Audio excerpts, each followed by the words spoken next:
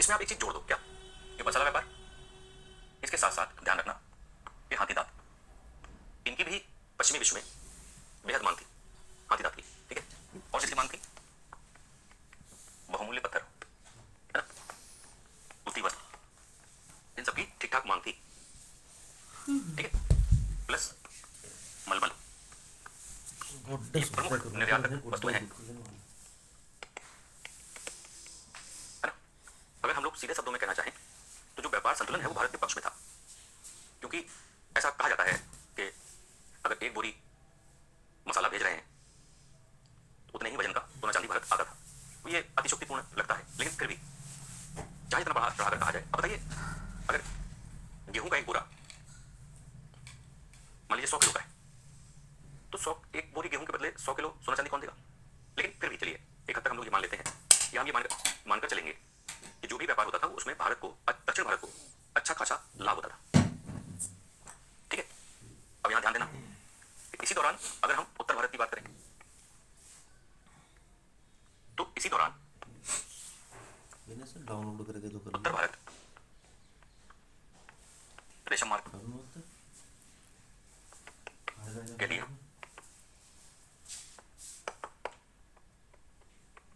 प्रसिद्ध था। चीन से रेशम अफगानिस्तान के रास्ते यूरोप जाता था। इसमें भारतीय बिचौलिए की भूमिका निभाते थे, है ना। ये बात आपको पैरेलल करके इसलिए समझाई गई है क्योंकि हम लोग भारत के लिए कहते नहीं है भारत सोने की चिड़िया, तो इसमें कोई दो राय नहीं कि भारत के सोने की चिड़िया होने को पूरी तरह से संतुष्ट करता है ये मामला, पूरी तरह से, ठीक है। यहां तक स्पष्ट, इसको नोट कर लीजिए।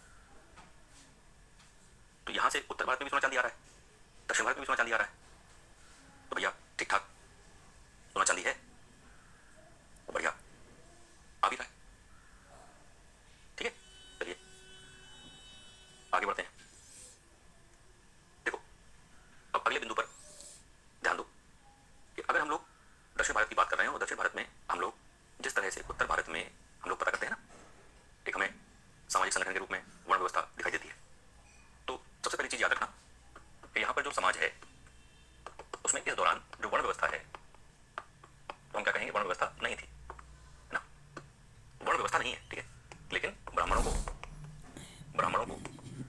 ऊंचा स्थान था, है ना, ब्राह्मणों को ऊंचा स्थान था। और यहाँ के जो ब्राह्मण हैं वो मांस और मदिरा का सेवन करते थे,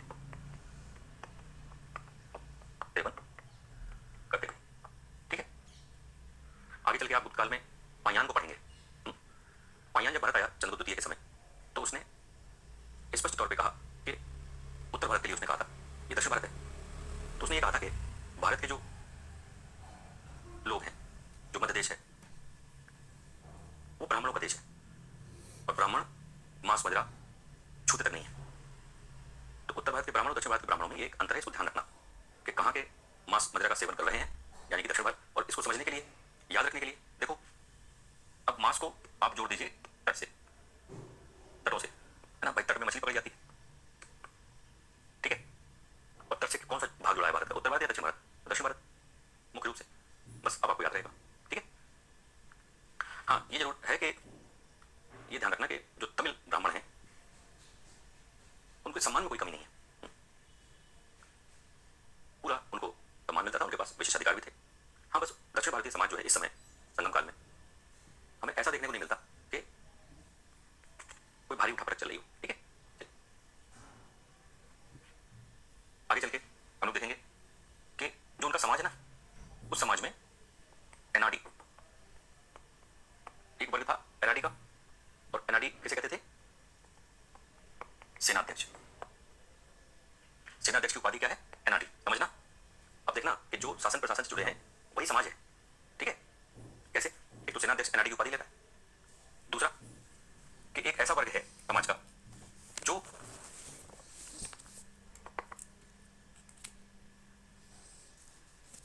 शासकीय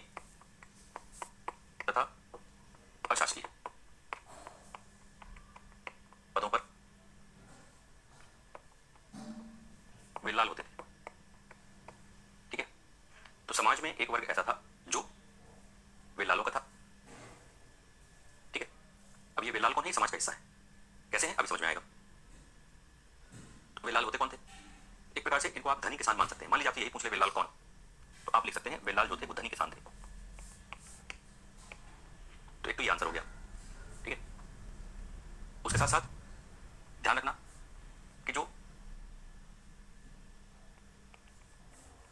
शासक वर्ग है वो क्या कहला रहा है? वो अरसर, वो अरसर कहला रहा है। ठीक है, जो प्योर शासक वर्ग है वो अरसर कहला रहा है। अब अरसर जो है ये शासक वर्ग में है, बेलाल जो है ये धनी किसान है। ठीक है, इनको एक काम करो, इससे कंफ्यूजन हो सकता है। ठीक है, इसको आप सैनिक असैनिक कर लो, है ना? तो आप शासक और सैनिक में अंतर कर लोगे। सैनिक व असैनिक व सैनिक। ठीक है, तो उससे क्या है, आप इन दोनों में अंतर स्पष्ट रहेगा। चलो ठीक है, सैनिक असैनिक। अब जो असैनिक है अगर वो शासन के काम आ रहा है तो वो शासकीय पद हो गया ना, लेकिन वो हम करें इस कंफ्यूजन को इस शब्द के माध्यम से अलग रखो। ठीक है, इसलिए मैं कहा ये प्योर जो शासक वर्ग है ना। अब वो ये है कि अगर हम इसको डिफाइन करें तो स्रोत नहीं है ना, नहीं तो फिर शासक वर्ग को उच्च और निम्न में बांट देते। खैर छोड़ो ये सब, जो हम लोग को स्रोत पता है उसी पे हम लोग अडिग रहते हैं, टिके रहते हैं। समझ में आ गया? तो अंतर स्पष्ट ही हो गया ना, इस ऐसे ध्यान रखो। तो सैनिक असैनिक हो गया, तो वो वेलाल हो गए, ये हो गया शासक वर्ग। ठीक है, अच्छा ध्यान देना कि ये अमीर है, रिच, और ये शासक वर्ग है तो रिच हो गई। ठीक, इनके बीच व्यवहारिक संबंध होते थे। अब यहाँ पहले एक चीज समझ लो, एक है वेलाल, एक है शासक वर्ग। ठीक है, वेलाल धनी किसान। तो वेलालों में दो वर्ग आते थे, एक धनी और एक निर्धन। बेशक। ठीक है, अब क्या होगा कि जो वेलाल हैं वो वेलाल जो धनी किसान है, तो इन दोनों के बीच में वैवाहिक संबंध, ये महत्वपूर्ण बात है, इसको ध्यान रखना। ये महत्वपूर्ण प्रश्न है, इसको ध्यान रखिएगा। जो निर्धन है वो तो समाज का हिस्सा है, लेकिन अरसर वर्ग में इनका दबदबा नहीं है कि वैवाहिक, या मान लो इतना स्तर नहीं है कि वैवाहिक संबंधों को चला सके। और अगर हम निचले वर्ग की बात करें, जो सबसे निचला वर्ग था, तो निचले वर्ग में खेत मजदूर, ठीक है, खेत मजदूर आते थे जो करेसियर कहलाते थे। क्या कहलाते थे? करेसियर। एक ये महत्वपूर्ण हो गया। ठीक है, तो हमें कुछ इस तरह का समाज दिखाई दे रहा है। अब हम नंबरिंग करते हैं। एक समाज का हिस्सा ये है, ठीक है, एक समाज का हिस्सा ये है, एक समाज का हिस्सा ये है, एक समाज का हिस्सा ये है, एक समाज का हिस्सा ये। तो वर्ण व्यवस्था में 4 ही वर्ण है, यहाँ पे 4 से ज्यादा दिख रहे हैं। 4 से ज्यादा इसलिए दिख रहे हैं क्योंकि या तो ये कह लो कि उत्तर भारत का जो वर्ण व्यवस्था है, हो सकता है बहुत सामान्य सी बात है कि एक तो भाषा में अंतर था तो बहुत अच्छे से ना समझ पाए हो, ये भी बहुत संभावना है। लेकिन चूंकि स्रोतों की कमी पड़ जाती है इसलिए बहुत मजबूती से तो हम लोग कुछ नहीं कह सकते। हाँ इतना जरूर कह सकते हैं कि चूंकि ब्राह्मण यहाँ पर हमें दिखाई दे रहा है और क्षत्रिय जैसा भी कुछ हमें दिखाई दे रहा है, तो अगर उन्हें वर्ण व्यवस्था की जानकारी थी तो उन्होंने एक्सेप्ट नहीं किया। और अगर उनको, तो एक विचार ये भी निकलता है कि एक्सेप्ट हो सकता है इसलिए भी ना किया हो कि वो समझ ना पाए हो कि क्या सिस्टम है ना। तो कंफ्यूजन की वजह से भी ऐसा हो सकता है। ठीक है, चलिए आगे बढ़ते हैं। देखो इसी दौरान जो दक्षिण भारत है, धर्म तो रहेगा ही, तो दक्षिण भारत में भी धर्म का विकास होता है। ठीक, तो यहाँ पर हमको एक देवता दिखाई देते हैं जिनका नाम है मुरुगन।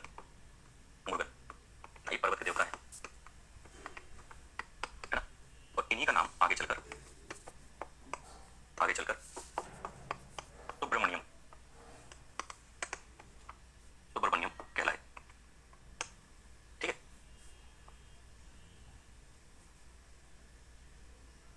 ठीक, दूसरा जो दक्षिण भारत है उन्होंने अपना देवता तो बना ही लिया। ठीक है, तो दक्षिण भारत में विष्णु व इंद्र की पूजा होती थी, मतलब विष्णु और इंद्र से परिचित थे। ठीक, अच्छा मतलब भारतीय देवी देवताओं से उनका कुछ ना कुछ उनको जानकारी तो थी।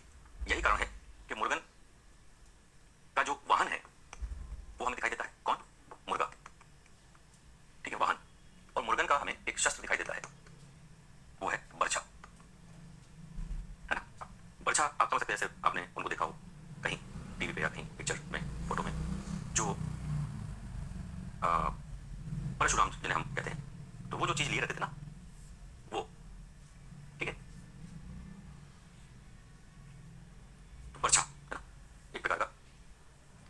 धन भी है, शस्त्र भी है, तो फिर अनुमान लगता है कि हाँ उनके पास जानकारियां आ तो रही थी ऊपर से, उत्तर से, लेकिन छन छन के आ रही थी और प्रॉपर वे में हो सकता ना ही। ठीक है, ये ध्यान रखिएगा, इसको नोट कर लीजिए।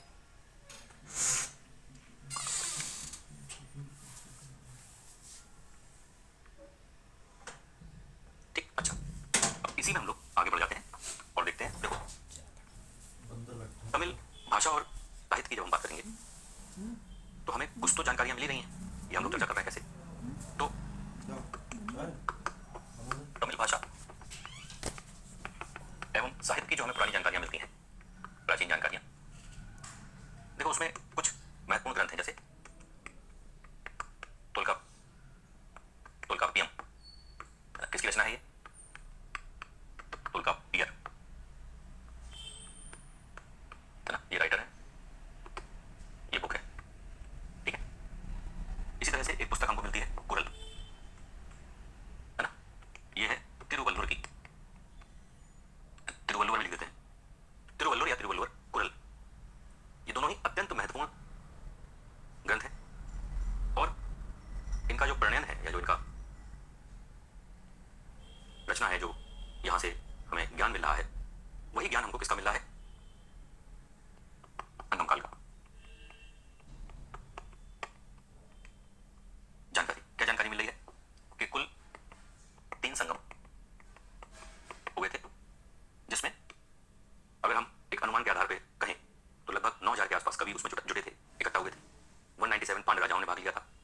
और अगर हर संगम का ड्यूरेशन अगर हम काउंट करें तो एक संगम से दूसरे संगम के बीच में गैप लगभग 5,000 वर्षों का है, जो अतिशयोक्तिपूर्ण लगता है और ऐसा बिल्कुल प्रतीत नहीं होता कि इतना कुछ हुआ होगा, क्योंकि स्रोतों के आधार पे हम लोग बहुत ज्यादा 400 साल के बीच इन संगम होने की बात कहते हैं। तो अगर एक संगम से दूसरे संगम में 5,000 वर्षों का अंतर है ना, तो अगर 3 संगम हुए हैं तो 15,000 वर्ष, ये बहुत मतलब थोड़ा सा मिसमैच है। ऐसा इसलिए भी संभव है कि हम लोग आज 365 दिन को एक वर्ष स्वीकार कर लेते हैं, हो सकता है वो वर्षों में उनकी कोई मानने का तरीका अलग हो, है ना, वो एक महीने को एक वर्ष मानते हैं, तो कैसा कुछ भी संभव है। ठीक, तो फिलहाल तो ये आप जानकारी रखिए कि 3 संगम के बारे में हमको जानकारी मिलती है और जो भी संगम इतिहास है जो प्राप्त है वो 300 ईस्वी से 600 ईस्वी के बीच का है। जब संगम काल शुरू हुआ 200 ईसा पूर्व में, तब का हमारे पास कुछ भी उपलब्ध नहीं है। बिल्कुल अंतिम समय का 300 ईस्वी का ये जो रचना है ये प्राप्त होती है। और इसके अलावा जो ये 3 संगम हुए हैं, 2 तो मदुरा में हुए हैं, मदुरा, पहला मदुरा, दूसरा कपाटपुरम, और तीसरा उत्तरी मदुरा। ठीक है, ये जो संगम है, इन संगम में एक व्यक्ति का नाम आता है ऋषि अगस्त का। ऋषि अगस्त का, ये जो ऋषि अगस्त हैं, इन्हीं को श्रेय दिया जाता है किस बात का? ध्यान से लिखना कि ऋषि अगस्त ही आर्य संस्कृति को उत्तर से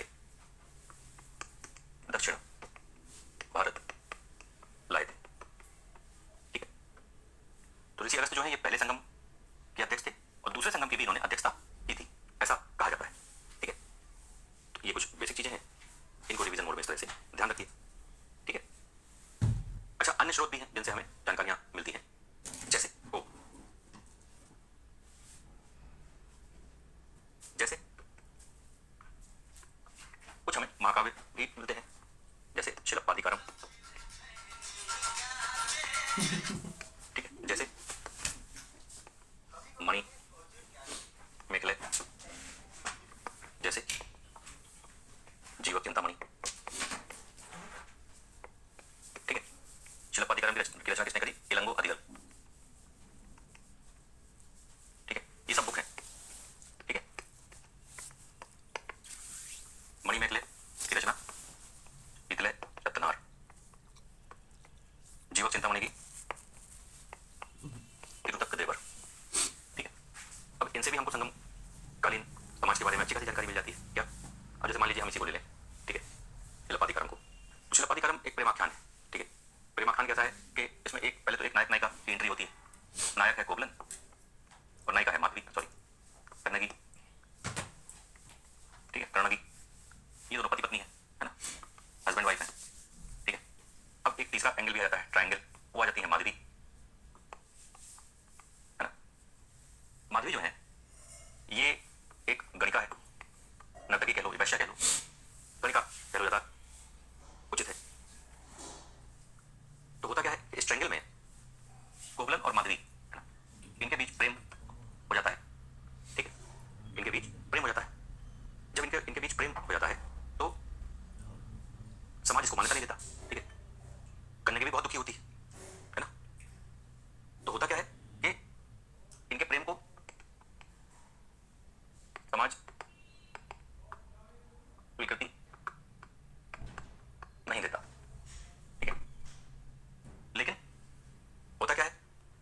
नटवरत्नार के राइटर मतलब मणि मैकले के जो राइटर हैं, ठीक है, मणि मैकले जो राइटर हैं वो, मणि मैकले किसका नाम है? कोवलन प्लस माधवी के उत्पन्न संतान है ना, एक लड़की पैदा होती है कोवलन और माधवी से, उसका नाम है मणि मैकले। तो इसमें जो मणि मैकले है ना, इसके संघर्ष की कहानी है कि किस तरह से ये अपने अस्तित्व को तलाशने का प्रयास करती है, अपने आप को समाज में स्थान दिलाने का प्रयास करती है, लेकिन वो सफल नहीं हो पाती, ठीक है। और उच्च और निम्न वर्ग को दिखाने का प्रयास किया गया है। कोवलन जो है वो एक व्यापारी पुत्र है, कन्नगी एक कुलीन या एलिट क्लास की महिला है, ये तो विवाह जो है वो सामाजिक है ना, मतलब स्वीकृति है। लेकिन माधवी और कोवलन के बीच प्रेम, इसको समाज स्वीकार नहीं करता। जब प्रेम को स्वीकार नहीं किया तो प्रेम का जो अंश है उसे कैसे स्वीकार करेगा? इस प्रकार से हम कह सकते हैं कि समाज को कहीं ना कहीं दिखाने का प्रयास किया गया है, ठीक। इस तरह से आप इन चीजों को देख सकते हैं। इसमें भी जीवक चिंतामणि में भी समाज को दर्शाने का प्रयास किया गया है। इसको आप लोग नोट कर लीजिए, है ना। अब थोड़ा सा मौलिकताकालीन विदेश व्यापार और इनसे जुड़े मैटर्स को देख लेते हैं, तब तक आप इसको नोट कर लीजिए।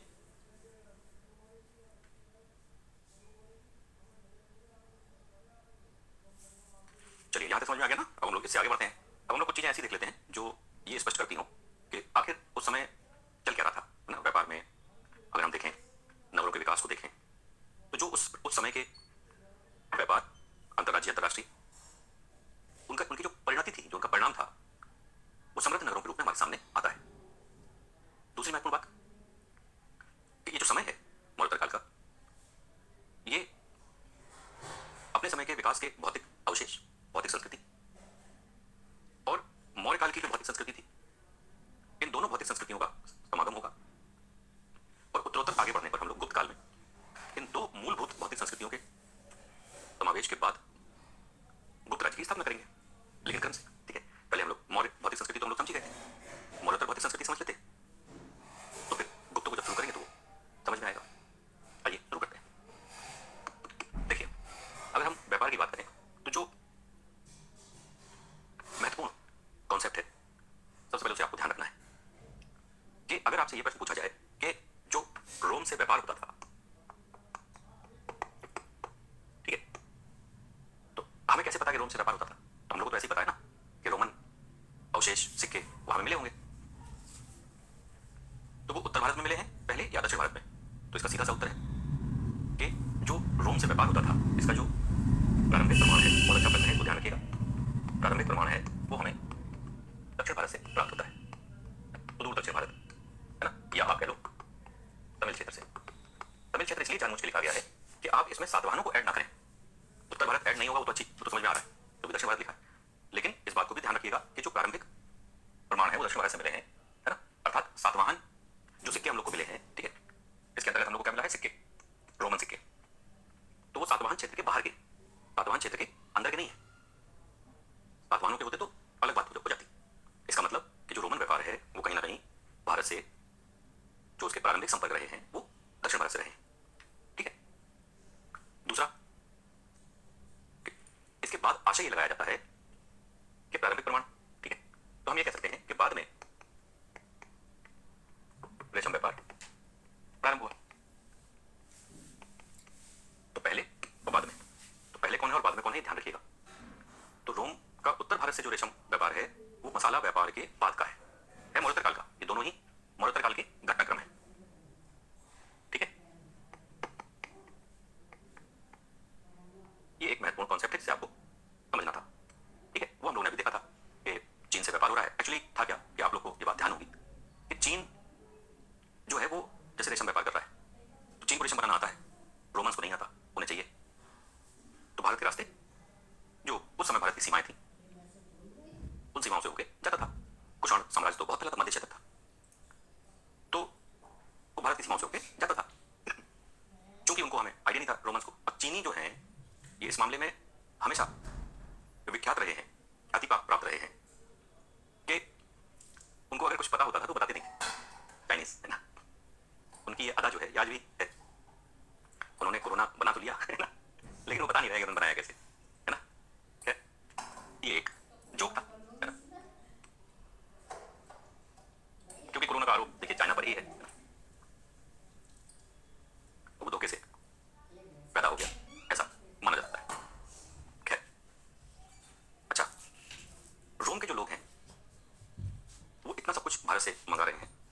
वो कुछ भेजते भी थे, ठीक है। ये भी ध्यान रखिएगा कि रोम से आता था क्या?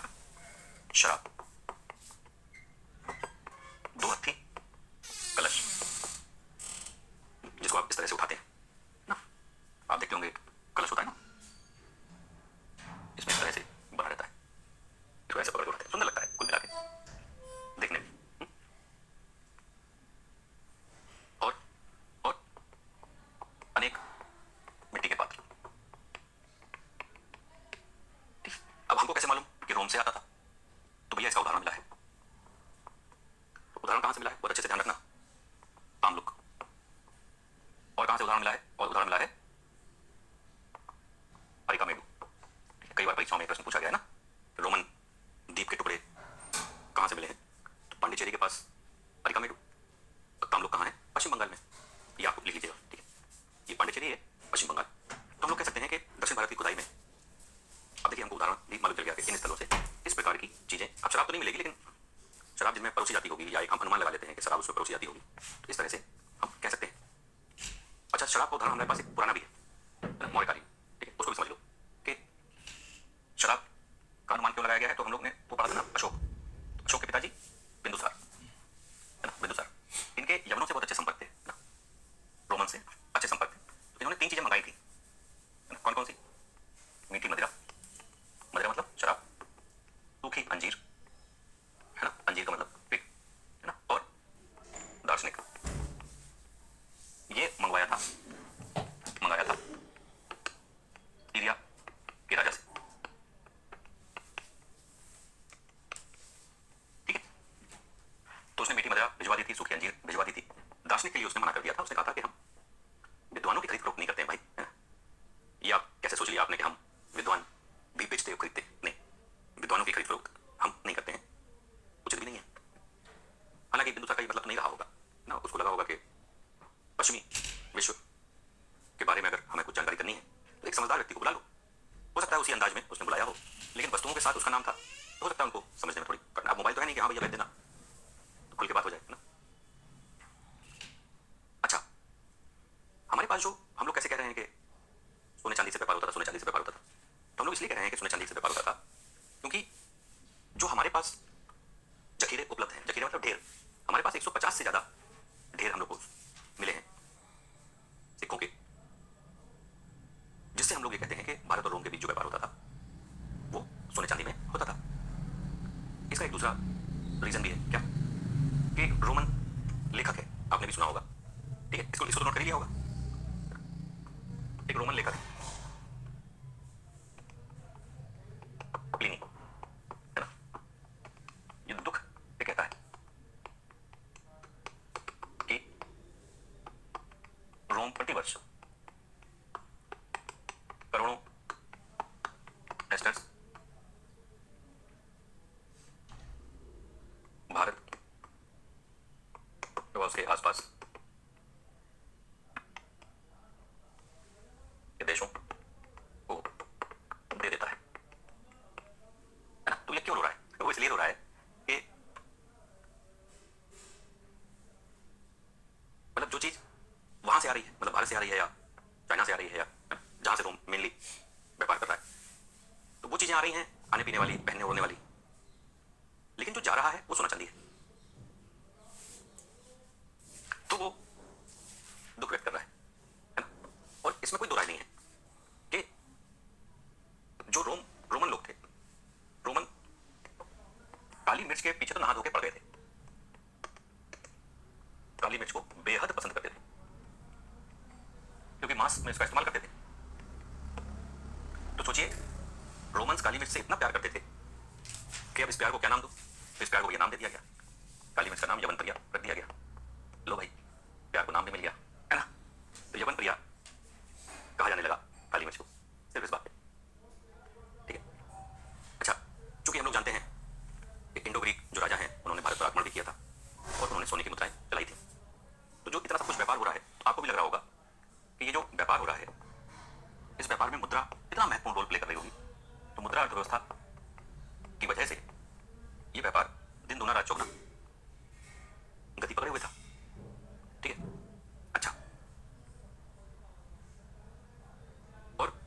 चांदी पर्याप्त मात्रा में आ रहा है, इसका जो प्रयोग है वो हमारे राजा अपने हिसाब से करेंगे। तो सोना गला देंगे और गलाने के बाद जो भी राजा है वो अपने नाम से सिक्के डलवाएगा।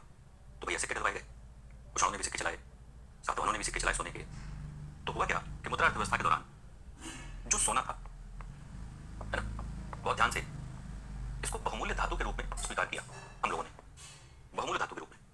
तो बहुमूल्य धातु का मतलब ये हो गया कि हम रिस्पेक्ट दे रहे हैं गोल्ड को। तो अगर हम गोल्ड को रिस्पेक्ट देंगे तो जो हम सिक्के चलाएंगे, ठीक है, तो सिक्के किसके होंगे? सीसा, कांसा, प्रोटीन, मिश्र धातु है प्रोटीन, है ना। तो इन धातुओं के तो हम सिक्के चला देंगे, मतलब सोने के चलाएंगे, लेकिन सोने के सिक्के को हम मुद्रा अर्थव्यवस्था का आधार नहीं बनाएंगे, है ना, क्योंकि सोना हम लुटाना नहीं चाहते, है ना। हर कोई चाहेगा कि सोने का सिक्का उसके पास हो। तो जो रोजमर्रा का लेन देन था, जो साधारण लेन देन था, वो इन्हीं के माध्यम से होता था। रोजमर्रा